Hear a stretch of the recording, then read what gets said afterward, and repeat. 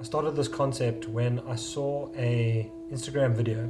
It was an Ilford video on Brendan Barry, and I ended up making a camera obscura in my kitchen and turning that into a kitchen camera.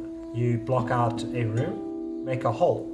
Through that hole, the light travels from outside in and it projects itself inside. So then I decided to get a magnifying glass.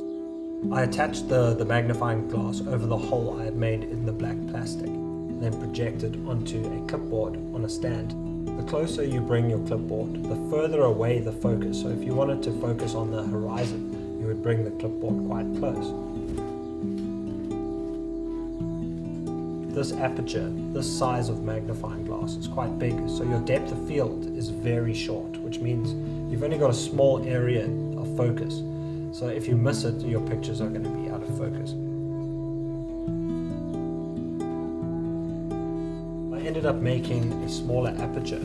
I cut a hole in a board, which gave me more area to keep in focus. After that, I ended up turning it into a shutter board.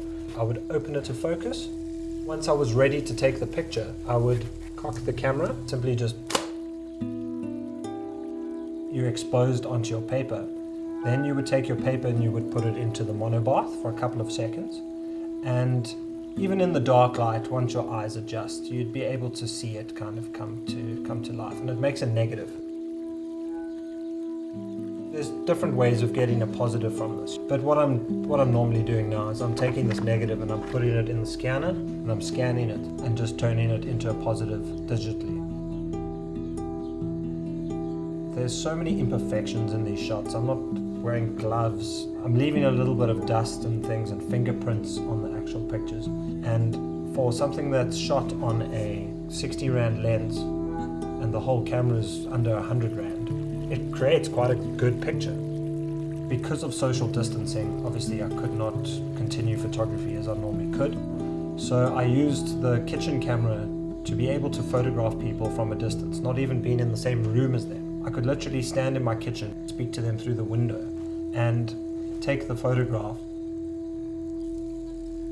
I think that created quite a cool project for me. It's become a bit more handmade, which I'm really enjoying at the moment.